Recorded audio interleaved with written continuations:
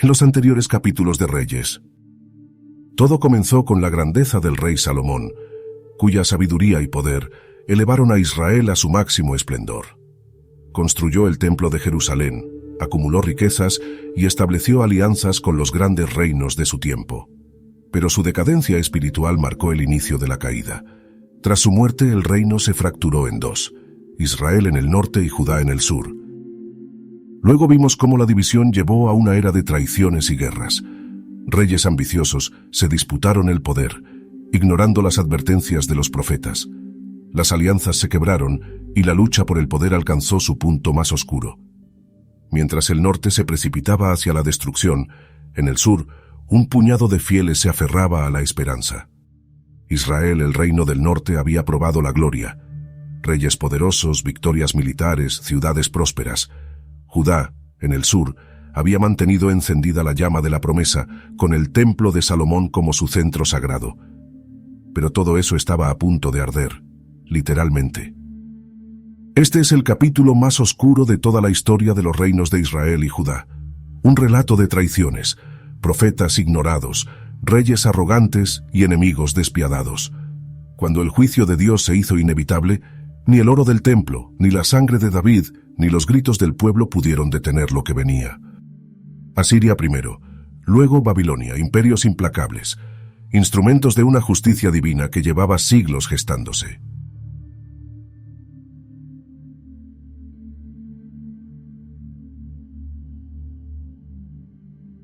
Con la muerte de Jezabel, la casa de Acab fue erradicada. Jehú persiguió y ejecutó a todos los descendientes del rey. Los sacerdotes de Baal fueron exterminados, el templo de Baal fue destruido, sus ídolos hechos polvo. Por primera vez en décadas, el culto al Señor fue restaurado en Israel.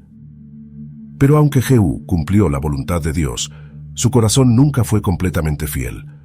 La idolatría no desapareció del todo, y el juicio de Dios aún pesaba sobre Israel, porque más allá de sus fronteras, un nuevo imperio estaba surgiendo, uno que pronto pondría fin a la nación entera, y su nombre era Asiria. Los días de la casa de Acab habían quedado atrás, y con la ascensión de Jehú al trono, Israel parecía haber encontrado una nueva dirección, al menos por un tiempo. La idolatría de Baal, que había corrompido el reino durante tantos años, fue erradicada con la fuerza y el ímpetu de un rey decidido. Sin embargo, aunque el fuego de la idolatría fue apagado, el corazón del pueblo seguía lejos de Dios. Jehú había destruido los altares y los profetas de Baal, pero al igual que sus predecesores, no renunció a los becerros de oro que Jeroboam había establecido en Betel y Dan. La idolatría cambió de forma, pero no de fondo. Israel seguía dividido entre la apariencia de devoción y la corrupción de su corazón. Sin embargo, mientras los reyes de Israel jugaban con el destino de la nación, más allá de sus fronteras, una nueva amenaza comenzaba a crecer en el horizonte. Un imperio imparable, una nación sedienta de conquista que no conocía la misericordia: Asiria. Desde su capital, Nínive, los ejércitos asirios avanzaban con una crueldad sin igual. Arrasaban naciones enteras, destruían ciudades y esclavizaban pueblos. La tormenta asiria no dejaba más que desolación a su paso. Eran conocidos por su violencia implacable, su táctica militar temida por todos. Y muy pronto, Asiria fijaría su mirada en Israel. Nadie estaba a salvo. La muerte de Jehú dejó un vacío en el trono. Su hijo, Joacás, subió al poder, pero su reinado fue una desgracia. El reino de Israel, debilitado por años de guerra y corrupción, no pudo hacer frente al poder creciente de Asiria. Mientras Asiria se fortalecía, Israel se desmoronaba poco a poco, arrastrado por una cadena de reyes que venían y se iban, cada uno peor que el anterior. La tierra estaba plagada de corrupción, el pueblo estaba cansado, y las traiciones se sucedían en el palacio real. Cada nuevo rey parecía ser más incapaz que el anterior, y la decadencia espiritual se veía reflejada en la inestabilidad política. Golpes de Estado, asesinatos y conspiraciones formaban parte del día a día en la corte. El reino de Israel, aunque grande en su tiempo, se encontraba al borde del colapso. Los profetas de Dios habían advertido al pueblo, pero el pueblo no escuchaba. En medio de esta desesperación, el pueblo de Israel clamó a Dios por un libertador, un rey que los guiara hacia la restauración. Y Dios les respondió. Jeroboam II subió al trono, trayendo consigo un último respiro de prosperidad. Las fronteras de Israel se expandieron, la economía floreció, y los ejércitos recuperaron su fuerza. Pero en este resurgir temporal, Israel cometió el mismo error. Se olvidaron de Dios una vez más. La paz que experimentaron bajo Jeroboam II fue una paz falsa. En la opulencia de su éxito, Israel se alejó de su verdadera fuente de poder. La prosperidad material fue confundida con la bendición divina, y el pueblo se sumergió en la idolatría, olvidando al único Dios que alguna vez los había rescatado. Con el decadente estado del pueblo de Israel, Dios levantó nuevos profetas para hablar en su nombre. Hombres que no temían a los reyes ni a los ejércitos, hombres que hablaban con fuego y verdad. Eran los mensajeros de Dios, dispuestos a decirle al pueblo lo que necesitaba escuchar, aunque fuera doloroso. Uno de estos profetas fue Amós, un simple pastor de Tecoa, que se levantó contra la injusticia de Israel. Amós no se quedó callado ante la corrupción y la hipocresía de los ricos y poderosos. Venden al justo por dinero y al pobre por un par de sandalias. Construyen casas de marfil, pero oprimen al débil. El Señor rugirá desde Sión y castigará a su pueblo. Amós no hablaba de futuro brillante para Israel, sino de la necesidad urgente de arrepentimiento. Dios había sido paciente, pero el tiempo de la misericordia se estaba agotando. Otro profeta que se levantó fue Oseas, quien fue llamado por Dios a realizar una misión extraña y profundamente simbólica: casarse con una mujer infiel. Dios le ordenó a Oseas: «Cásate con una mujer infiel». Oseas obedeció y tomó como esposa a Gomer, una mujer que, tal como Dios había dicho, lo traicionó. Se entregó a otros hombres hasta que llegó a la misera. Pero Dios le habló nuevamente a Oseas: «Búscala, págale su precio y tráela de vuelta». Oseas, con gran dolor y obedeciendo a Dios, fue al mercado de esclavos, donde su esposa estaba siendo vendida. Puso el dinero sobre la mesa y con una voz firme dijo: «Tú eres mía». Así era Dios con Israel, un pueblo infiel que se vendía a otros dioses, pero que Dios en su grandeza aún lo llamaba de vuelta. A pesar de la infidelidad del pueblo, el amor de Dios era inquebrantable. Sin embargo, el juicio ya estaba decidido, y su verdugo sería Asiria. Mientras Judá, el pequeño reino del sur, aún se mantenía en pie, resistiendo las olas del tiempo, Israel se hundía en el caos. Su gloria se desvaneció con el paso de los años, y sus últimos reyes fueron una sucesión de desastres. Golpes de estado, asesinatos y traiciones marcaron la última etapa de un reino que alguna vez había sido grande. Los hombres que se sentaban en el trono ya no eran líderes dignos. Se sucedían uno tras otro sin estabilidad, cada rey peor que el anterior, incapaz de restaurar el orden en un reino que se desmoronaba ante sus ojos. Israel había sido un reino poderoso, unificado bajo los hijos de David en tiempos antiguos, pero ahora era una sombra de sí mismo. La idolatría que sus reyes habían permitido, la corrupción que se había infiltrado en cada rincón de la sociedad y las guerras internas que nunca cesaron, habían dejado al reino vulnerable. Los gritos de auxilio de las ciudades perdidas. Finalmente, el trono de Israel cayó en manos de Oseas, el último rey de Israel. Pero su reinado fue breve, efímero, una llama que se apagó antes de encender el futuro.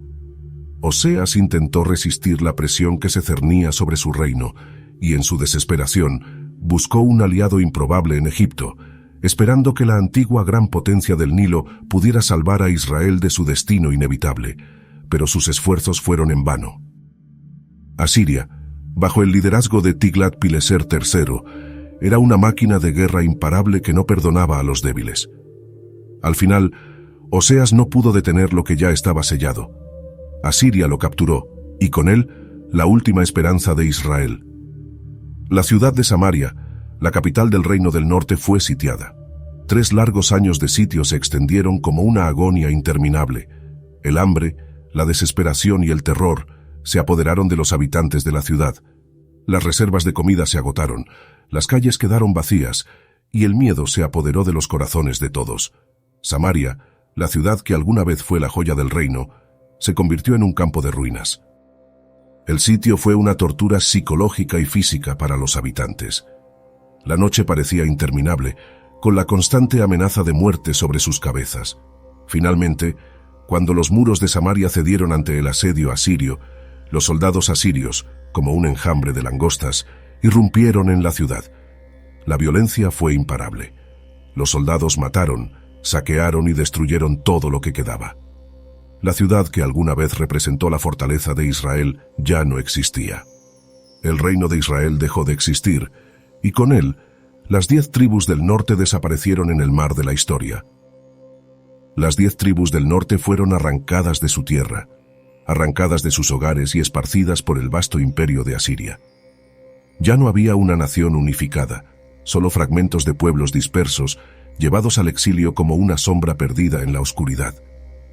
Nadie sabe con certeza qué ocurrió con estas tribus.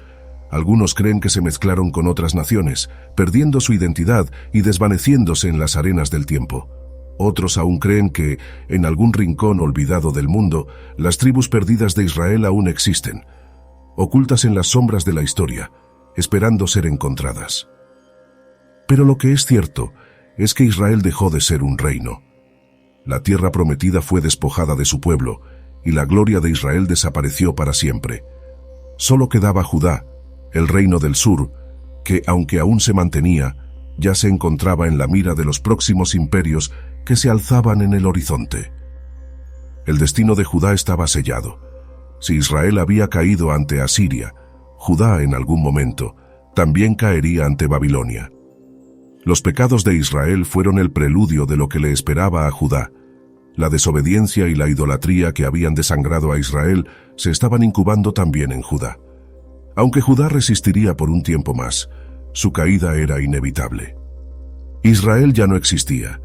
Sus ciudades estaban en ruinas, su gente dispersa por las naciones, y sus reyes, aquellos que alguna vez gobernaron con orgullo, ya no eran más que sombras olvidadas en la historia. Las 10 tribus del norte se convirtieron en un eco lejano, una memoria que se desvanecía lentamente. Pero en el sur, Judá seguía de pie. La dinastía de David mantenía su trono en Jerusalén, y aunque la destrucción de Israel por parte de Asiria había dejado cicatrices profundas en la región, Judá, contra todo pronóstico, aún se sostenía. El templo del Señor seguía erguido en el monte Sión, un testimonio mudo del poder y la presencia divina en medio de la devastación.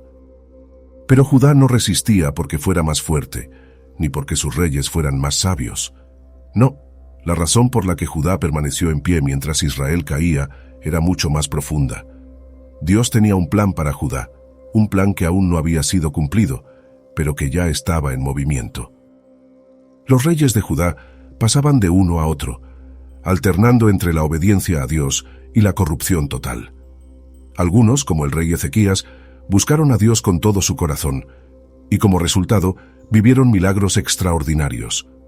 Su reinado fue marcado por la restauración del culto a Jehová, por milagros que salvaron a Judá de la amenaza de Asiria. Sin embargo, no todos los reyes siguieron su ejemplo. Otros, como Manasés, llevaron a la nación al borde de la destrucción. Sumergieron a Judá en la idolatría más oscura, sacrificando a sus hijos en honor a dioses paganos. La corrupción y el pecado se apoderaron del reino bajo su reinado, pero incluso cuando Judá se apartaba, Dios nunca abandonaba a su pueblo. Cada vez que el pueblo caía en pecado, Dios enviaba profetas para advertirles. Isaías fue uno de esos profetas. Un hombre que no temía a los reyes ni a los ejércitos, un hombre que veía más allá de su tiempo y que hablaba con fuego y verdad. Si no se arrepienten, Jerusalén caerá. Si confían en Egipto en vez de en Dios, serán derrotados. Pero en medio de las advertencias de juicio, Isaías también proclamaba una promesa de esperanza. Un rey vendrá de la casa de David. Un niño nacerá y su nombre será admirable, consejero, Dios fuerte, príncipe de paz. Aunque Judá se tambaleaba y su fe vacilaba, Dios no había abandonado su propósito con la descendencia de David. Pero antes de que esa promesa se cumpliera, Judá debía enfrentar su propio castigo. Durante el reinado de Ezequías, Asiria volvió su mirada hacia Judá. El rey Senaquerib, líder del imperio asirio, marchó contra Jerusalén con el ejército más poderoso del mundo. Ciudad tras ciudad cayó ante el avance de las fuerzas asirias. Las murallas de Jerusalén parecían una última línea de defensa, pero la caída de la ciudad parecía inevitable. Senaquerib envió una carta burlona al rey Ezequías. ¿Acaso tu Dios puede salvarte de mí? Las tropas asirias rodearon Jerusalén. La ciudad se encontraba al borde del abismo, y la gente miraba con terror las murallas que ya no parecían tan imponentes. Pero Ezequías hizo algo que ningún otro rey de Judá había hecho. En un acto de total fe y humildad, subió al templo, tomó la carta de Senaquerib y la extendió delante de Dios diciendo: Señor, solo tú eres Dios sobre toda la tierra. Salva a este pueblo para que las naciones sepan que solo tú eres el Señor.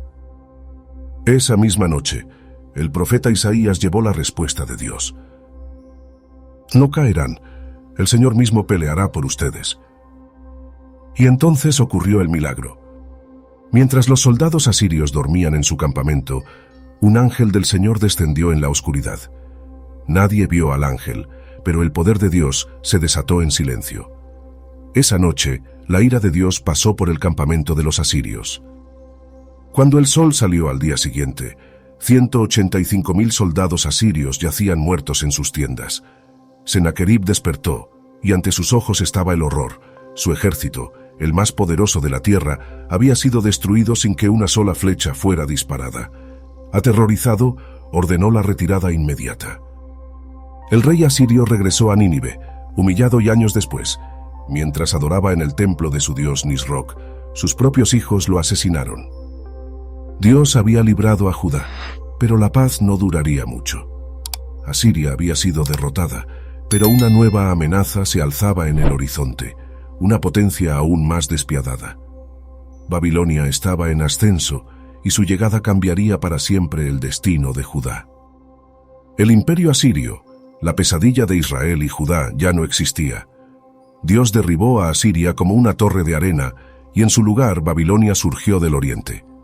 Desde su gran ciudad de Nínive, los reyes asirios gobernaron con terror, hasta que un día su arrogancia los cegó. Mientras los ejércitos de Babilonia y Media se acercaban, el rey asirio pensó que sus muros eran indestructibles. Pero en una noche de furia y fuego, la gran capital de Asiria fue reducida a escombros. Así cayó el reino más temido del mundo, y Babilonia se alzó para tomar su lugar. Con el ascenso de Babilonia, el destino de Judá estaba sellado. El poder de Judá se vería amenazado, y aunque resistieron bajo la protección de Dios, la caída era inevitable. Antes de que Babilonia destruyera Judá, Dios le dio a su pueblo una última oportunidad. Un niño de 8 años fue coronado rey en Jerusalén. Su nombre, Josías. A diferencia de sus antecesores, Josías amó a Dios desde su juventud. Cuando cumplió 16 años, su corazón ardió con el deseo de restaurar la fe de su pueblo. Derribó los altares paganos, destruyó los templos de Baal y quemó los huesos de los falsos sacerdotes sobre sus propios altares. Limpiaron Jerusalén de toda idolatría y restauraron el culto a Jehová. Pero el legado más importante de Josías fue el hallazgo del libro de la ley. Mientras restauraban el templo, los sacerdotes encontraron un antiguo rollo perdido entre las ruinas. Cuando lo leyeron en presencia del rey, Josías se rasgó las vestiduras. «Hemos pecado contra el Señor». Josías convocó al pueblo y les leyó las palabras del pacto que habían olvidado. Por un breve tiempo, Judá volvió a su Dios. Pero la justicia divina ya estaba en marcha, y el destino del reino no podía cambiarse. Los pecados de los antepasados de Judá eran demasiado grandes. La muerte de Josías llegó en una batalla que no debía pelear. El faraón Necao de Egipto marchaba hacia el norte, pero Josías salió a enfrentarlo en Megido. El faraón le advirtió que no se interpusiera en su camino, pero Josías no escuchó. En la batalla, una flecha lo alcanzó. Sus siervos lo sacaron del campo, pero su vida se apagó en el camino a Jerusalén. Con su muerte, la última esperanza de Judá se desvaneció. El reino de David comenzaba a desmoronarse. La muerte de Josías fue un golpe fatal para el reino de Judá. Con su partida desapareció la última esperanza de restauración genuina, y el reino comenzó a desmoronarse bajo el peso de la corrupción y el caos que se avecinaba. Josías, a pesar de ser un rey justo y fiel a Dios, no pudo evitar la inevitable caída de su nación, pues la decadencia espiritual de Judá había comenzado mucho antes de su reinado. Tras su muerte, Judá se vio gobernada por sus hijos, pero ninguno de ellos siguió los pasos justos de su padre. Joacás, el primer hijo de Josías, ascendió al trono, pero su reinado fue efímero, tan fugaz como una estrella que se apaga rápidamente. Solo 3 meses de gobierno antes de ser capturado por Faraón Necao de Egipto, quien lo llevó como prisionero a Egipto. Su caída marcó el fin de cualquier esperanza de resistencia a las potencias extranjeras. Después Joaquim, otro hijo de Josías, asumió el trono, pero su reinado fue débil y corrupto. La idolatría y la corrupción siguieron dominando el reino, mientras Judá se deslizaba lentamente hacia la destrucción. Joaquim, aunque en principio pareció intentar gobernar con un poco de fuerza, se rindió rápidamente a las presiones externas, especialmente a la creciente amenaza de Babilonia. Y así Babilonia, la gran potencia que dominaba el mundo antiguo, fijó su mirada en Jerusalén. La sombra de su ejército se cernió sobre la ciudad y el destino de Judá ya estaba sellado. Nabucodonosor II, el rey de Babilonia, era un hombre cuyo deseo de poder no conocía límites. Su imperio avanzaba como una tormenta imparable, arrasando reinos, sometiendo naciones y estableciendo su dominio sobre todo lo que se interponía en su camino. Con la caída de Asiria, Babilonia se alzó como la nueva superpotencia mundial, y su ambición de expansión era insaciable. Judá, aunque resistió un tiempo, era solo un obstáculo más en su expansión hacia el oeste. Nabucodonosor había dado órdenes claras: Jerusalén debía caer. Las murallas de la ciudad de David comenzaron a temblar con la llegada del gran ejército babilonio. El sitio de Jerusalén fue una experiencia aterradora, llena de hambre, desesperación y la sensación de que el fin se acercaba. Joaquim, el rey de Judá, ya sabía que no podía resistir. Aterrorizado y sin más opciones, se rindió sin luchar. Los babilonios irrumpieron en la ciudad, desatando una oleada de violencia y saqueo. El templo de Salomón, una de las grandes maravillas del mundo antiguo, fue profanado. Los sacerdotes de Jehová no pudieron hacer nada mientras los soldados babilonios saqueaban el templo, robando los tesoros sagrados y destruyendo los objetos que representaban la gloria de Dios. Los tesoros de oro, las platas, los candelabros sagrados y las tablas de la ley fueron arrancados y llevados como botín. Además, los príncipes de Judá, aquellos que alguna vez fueron los líderes de la nación, fueron tomados como esclavos. Entre ellos, uno de los jóvenes más prominentes que se llevó Babilonia fue Daniel, un joven príncipe que pronto sería llevado a la corte de Nabucodonosor. El reino de Judá como nación ya no existía. Las últimas huellas de la gloria de Israel se desvanecieron, y Judá fue transformada en una sombra de lo que fue. Después de la caída de Joaquim, su hijo Jeconías fue puesto en el trono, pero su reinado también fue efímero. Sedequías, otro hijo de Josías, ascendió al trono, aunque fue un rey titubeante, atrapado entre el miedo y la necedad. Nabucodonosor, que ya había dominado las tierras circundantes, había puesto a Sedequías en el trono con la esperanza de que Judá se mantuviera leal a Babilonia. Pero Sedequías, en su miedo y desesperación, decidió rebelarse. El rey de Judá buscó apoyo en Egipto, esperando que el antiguo imperio pudiera salvar a su nación de la ira de Babilonia. Sedequías, sin embargo, ignoró las advertencias del profeta Jeremías, quien le suplicó que no se rebelara contra Babilonia. Jeremías le dijo: «Si te sometes a Babilonia vivirás, si te rebelas perderás todo». Pero Sedequías, cegado por su orgullo y su desesperación por recuperar la independencia de Judá, rompió el pacto con Babilonia y desafió la autoridad de Nabucodonosor. Su decisión fue fatal. Nabucodonosor, furioso por la traición, marchó una vez más contra Jerusalén, esta vez con un ejército aún más poderoso. El sitio comenzó y Jerusalén quedó rodeada. La ciudad, que alguna vez fue el orgullo de Israel, ahora se veía como una prisión sin esperanza. La hambruna comenzó a consumir a la población. Las calles quedaron vacías. Las familias luchaban por sobrevivir mientras la desesperación se apoderaba de todos. El hambre devoró a los ciudadanos. Los muros de la ciudad ya no podían detener el avance de los babilonios.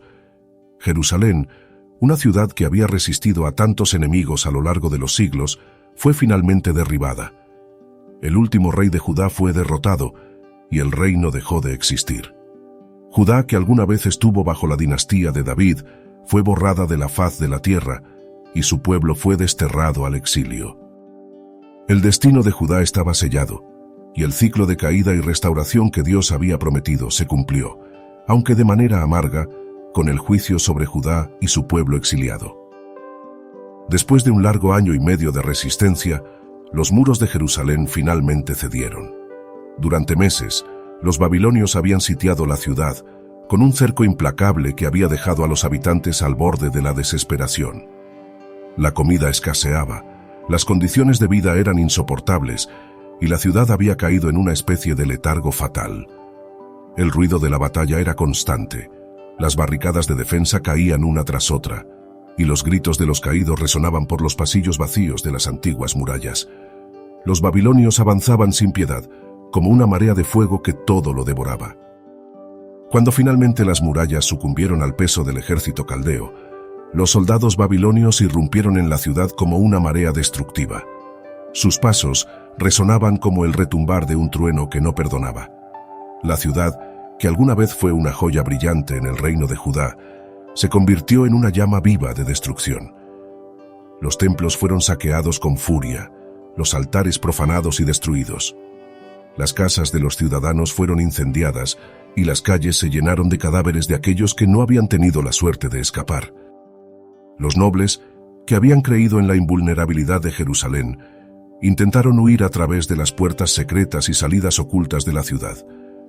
Pero los caldeos, implacables en su persecución, los cazaron uno por uno. No hubo piedad, ni trato digno para aquellos que una vez fueron los líderes del pueblo. La fuga fue inútil. El destino de Jerusalén ya estaba sellado.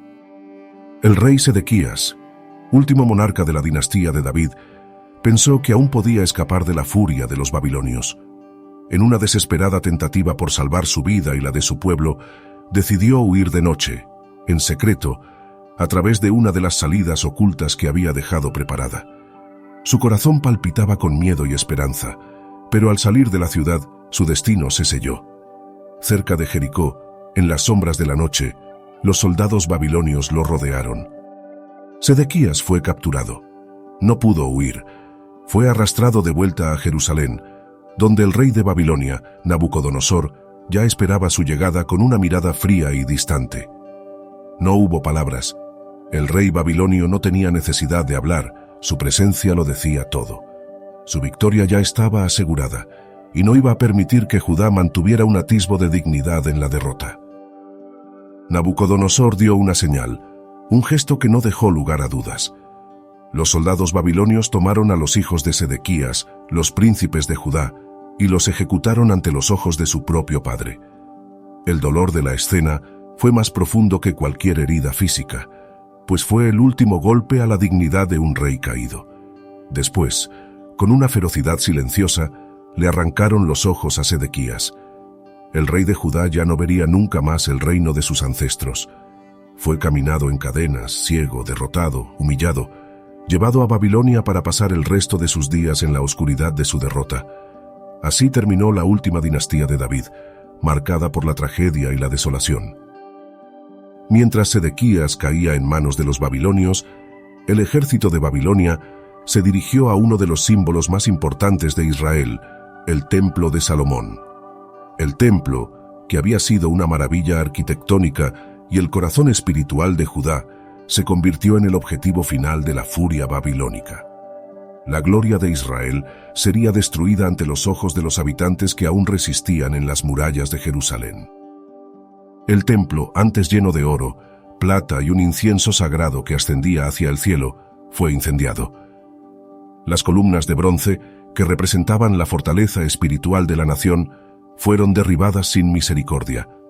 El oro y la plata que adornaban las paredes del templo, los objetos sagrados, los candelabros y las tablas de la ley fueron arrancados y tomados como botín.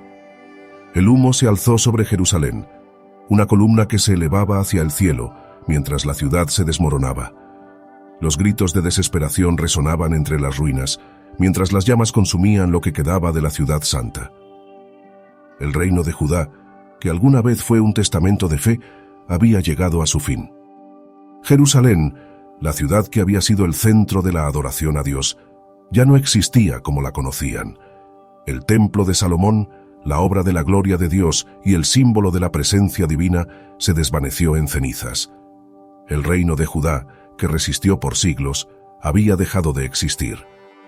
Así, con el final de Judá, el destino de Israel y su pueblo quedó sellado. Los nombres de los últimos reyes serían olvidados, las calles que alguna vez estuvieron llenas de vibrante vida y fe quedarían vacías, y los tesoros sagrados que representaban la unión con Dios fueron tomados por los enemigos. Pero aunque el reino de Judá había caído, la promesa de Dios para Israel aún no se había cumplido. El exilio sería solo el comienzo de un nuevo capítulo en la historia, un capítulo que llevaría a la restauración a través de una nueva esperanza.